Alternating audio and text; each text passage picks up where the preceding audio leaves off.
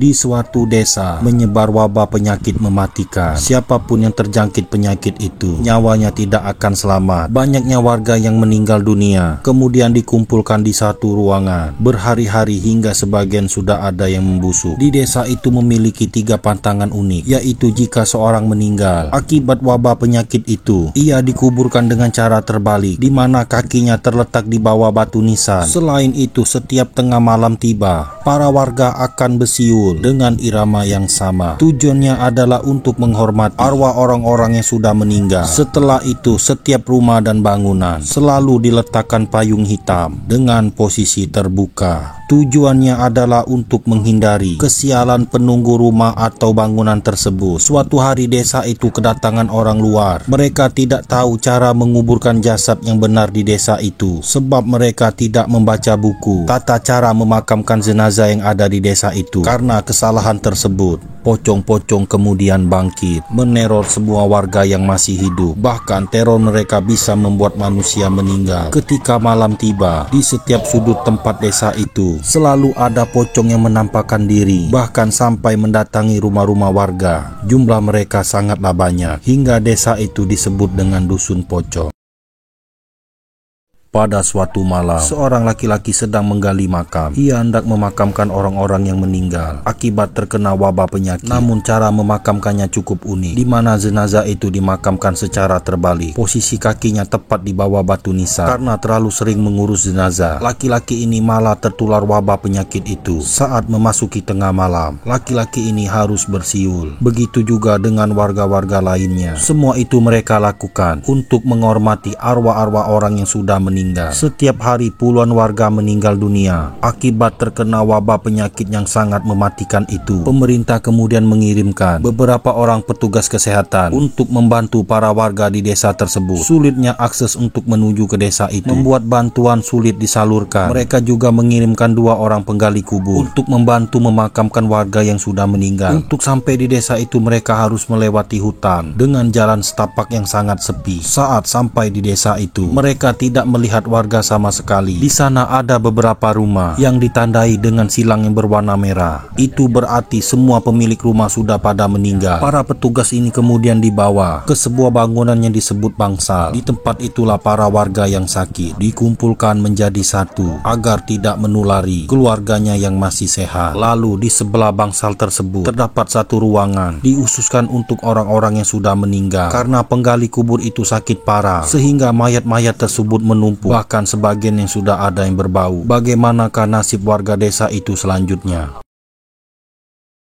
Mayat warga yang meninggal dikumpulkan menjadi satu di sebuah ruangan. Orang yang biasa bertugas menguburkan jenazah sudah tertular virus dan sakit parah. Di bangunan itu warga biasa meletakkan payung hitam dengan posisi terbuka di pojok ruangan untuk menjauhkan seseorang dari kesialan. Tetapi Puput yang tidak tahu menutup payung itu dan menyandarkannya di dinding. Hari itu Mila masuk ke ruangan jenazah untuk menaburkan kapur barus. Tiba-tiba ada salah satu kapur barus yang mengelinding kembali ke arahnya. Mila mengira mungkin saja masih ada orang yang hidup di antara mayat-mayat itu. Lalu tak lama kemudian tampak kain bergerak-gerak sendiri. Namun ternyata itu adalah seekor tikus. Mila lalu pergi dari ruang jenazah. Sementara itu 2 orang yang dikirimkan untuk memakamkan jenazah bernama Cecep dan Deden. Di tengah kesunyian mereka mendengar suara siulan. Cecep memanggil Deden untuk memberitahu itu. Suara siulan itu berasal dari para warga yang masih hidup untuk menghormati orang-orang yang sudah meninggal. Hal itu sudah menjadi kebiasaan lama di desa tersebut. Deden tak mau ambil pusing dan melanjutkan pekerjaannya untuk menggali kubur. Malam itu ada lagi seorang warga yang meninggal di rumahnya. Karena seluruh penghuni rumah itu sudah meninggal, maka pintu rumah itu akan dicat dengan tanda silang. Malam itu Puput masuk ke ruangan warga yang sedang dirawat. Karena sebelumnya ia mendengar seseorang meminta tolong, tetapi semua pasien sedang tertidur pulas. Lalu Puput melihat salah satu tempat tidur yang kosong. Apa yang akan terjadi selanjutnya? Saat memeriksa para pasien di bangsal, Puput tiba-tiba dicekik oleh seorang laki-laki seperti ingin menyampaikan sesuatu sebelum akhirnya ia meninggal dunia. Sementara itu Gendis yang sedang melaksanakan sholat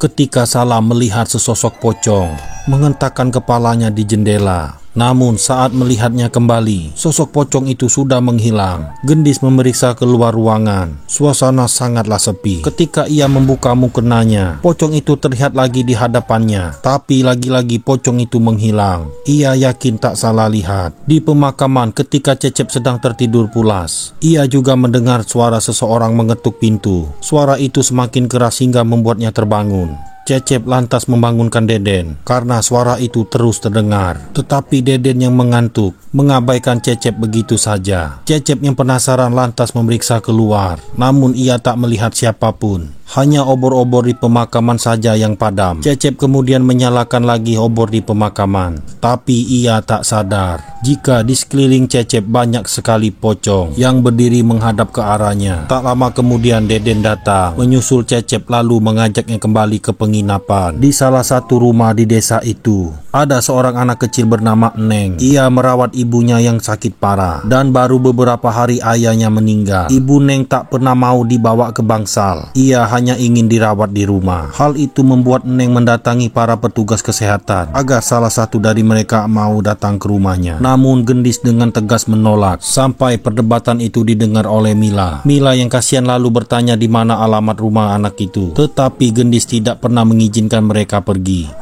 Ketika sedang di toilet, Cecep melihat kepala pocong di sela dinding. Mereka pun kemudian berlari kocar-kacir, lantas pergi ke bangsal untuk bercerita dengan semua para petugas kesehatan. Gendis berpikir bahwa saja mereka lupa membuka tali pocong saat memakamkan jenazah-jenazah itu. Tetapi mereka yakin semuanya sudah benar. Mereka juga tidak tahu mengapa akhir-akhir ini banyak sekali penampakan pocong. Di tengah ketegangan itulah tiba-tiba Gendis menyadari bahwa Mila tak ada di antara mereka. Ternyata diam-diam Mila pergi bersama Neng ke rumahnya. Di rumah itu Mila melihat seorang wanita duduk di kamar memainkan rambut. Ia juga melihat payung hitam di sudut ruangan. Mila mengira wanita itu adalah ibunya Neng. Padahal sebenarnya ada pocong yang mengawasinya di belakang. Tak lama kemudian Neng datang dan menunjukkan kamar ibunya. Di saat itu Mila baru sadar wanita itu sudah menghilang. Di bangsal Gendis emosi dan marah-marah mengetahui Mila pergi tanpa seizinnya. Hari sudah semakin malam. Gendis memutuskan untuk menjemput Mila. Namun ia tak mengizinkan Puput ikut bersama dan menyuruh Puput untuk tinggal di bangsal menjaga para pasien yang sakit. Puput pun tak bisa berbuat apa-apa melihat mereka bertiga pergi. Saat hendak beristirahat, Puput mendengar ada suara pasien meminta tolong. Ia pun lantas mendatangi bangsal. Namun tak ada pasien yang masih terjaga. Tiba-tiba Puput mendengar suara siulan yang sangat nyaring dari luar ruangan. Bersama itu juga ada seorang pasien yang melihat ke arah pintu sambil ketakutan. Puput kemudian berpindah ke ruangan jenazah. Di sana lantas Puput menghidupkan lampu. Ia memeriksa mayat-mayat di sana. Mungkin saja suara meminta tolong itu adalah salah satu jenazah yang masih hidup. Lalu apa yang akan terjadi kemudian?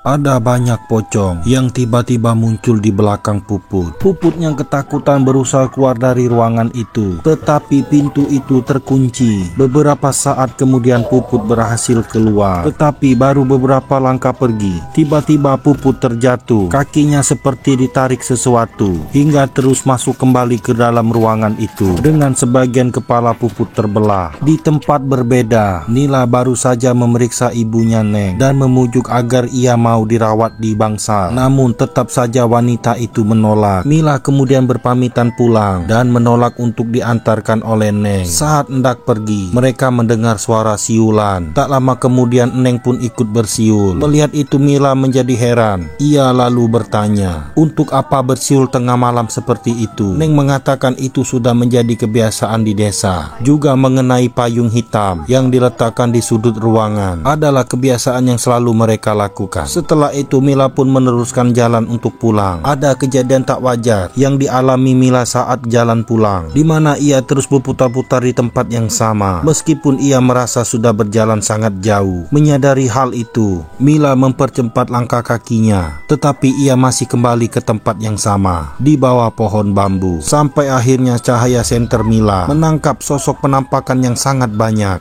seperti pocong. Mila yang ketakutan kemudian berlari. Tanpa sengaja ia menabrak dahan bambu hingga membuatnya terjatuh.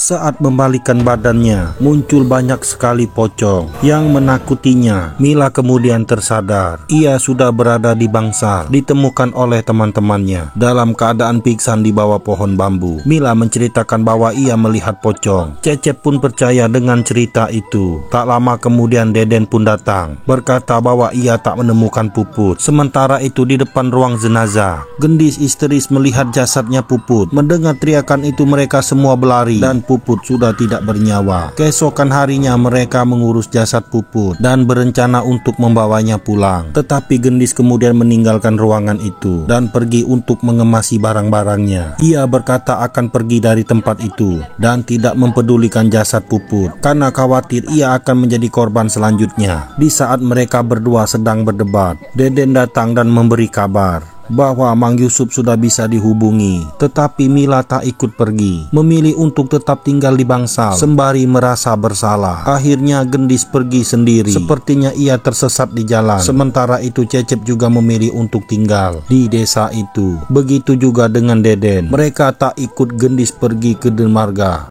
Di jendela itu ada sesosok pocong melihat seorang wanita yang sedang sakit parah. Wanita itu lantas memanggil anaknya, lalu menyuruh agar menutup pintu jendela itu. Setelah pintu jendela ditutup, wanita ini mengira pocong itu sudah pergi. Tapi tiba-tiba pocong itu muncul di atasnya, lalu memuntahkan sesuatu hingga membuat wanita itu tewas. Di tempat lain, Deden terbangun dari tidurnya, lalu melihat dirinya di depan cermin sebab merasa tubuhnya sangat gatal. Ternyata Deden sudah terinfeksi oleh wabah penyakit di desa itu. Tak lama kemudian terdengar suara ketukan pintu yang sangat keras. Ia lantas keluar untuk memeriksa, lalu melihat Cecep duduk sendirian di dalam gelap. Deden langsung menghidupkan lampu teras rumah itu. Saat kembali menoleh ke arah Cecep, tiba-tiba Cecep sudah menghilang. Ia lantas masuk ke dalam penginapan. Di atas tempat tidurnya ada seseorang yang sedang tidur. Ketika selimut putih itu dibuka, orang tertidur itu adalah Deden sendiri. Deden yang ketakutan lalu pergi dari penginapan itu menuju ke bangsal menemui Cecep dan Mila. Setelah mengatakan ia diteror hantu, Deden juga memperlihatkan luka di tubuhnya. Siapapun yang terkena wabah penyakit itu, hidupnya tak akan lama lagi. Di tengah perdebatan mereka, tiba-tiba Eneng datang menyampaikan kabar bahwa ibunya telah meninggal. Neng menyampaikan wasiat terakhir ibunya ingin dimakamkan menjadi satu dengan makam suaminya. Malam itu mereka berbagi tugas. Neng dan Mila memanggil warga yang masih selamat untuk mengajaknya pergi dari desa itu. Sementara Cecep dan Deden memakamkan jenazah ibu Mila. Tetapi apa yang terjadi kemudian? Di desa ini semua orang meninggal dimakamkan terbalik,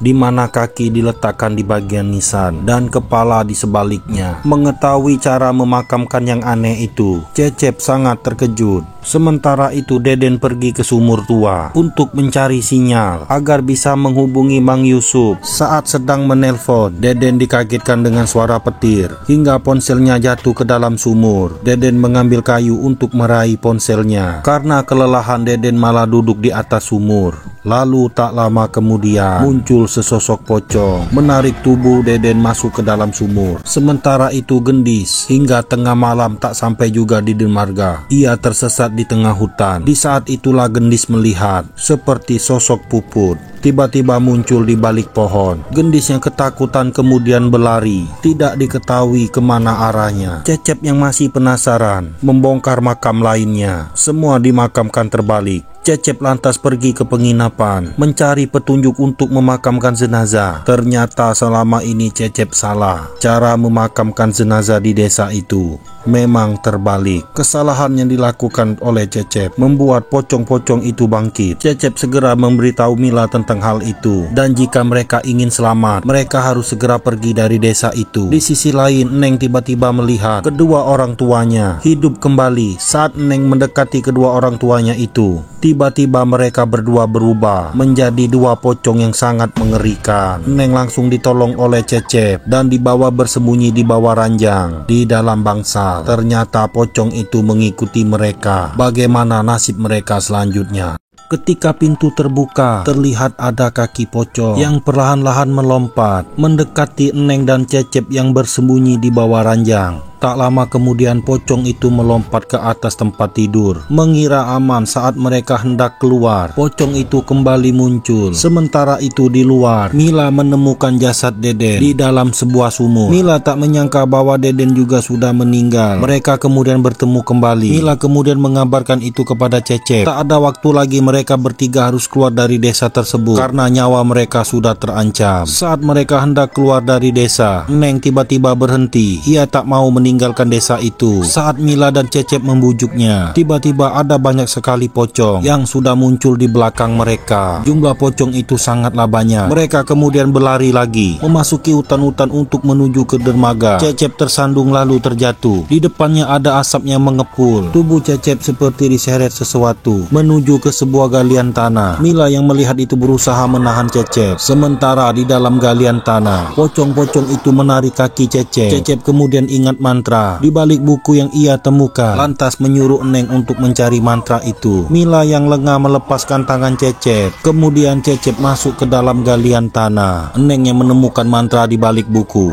langsung membacanya. Pocong-pocong itu terus mengerubuti tubuh Cecep. Lalu tak lama kemudian mereka pun menghilang. Neng dan Mila merasa lega. Tak lama kemudian terlihatlah tangan Cecep keluar dari galian tanah itu. Mereka bertiga selamat. Singkat cerita, keesokan paginya mereka bertiga sampai di dermaga, bertemu dengan Mang Yusuf dan pergi dari desa itu. Beberapa minggu kemudian, sekelompok tim ekspedisi penasaran dengan berita tentang desa yang seluruh penduduknya meninggal karena terkena wabah penyakit. Dari sini diketahui ternyata Gendis masih tersesat di hutan dan tak pernah bisa kembali. Film pun selesai. Sampai jumpa di film lain.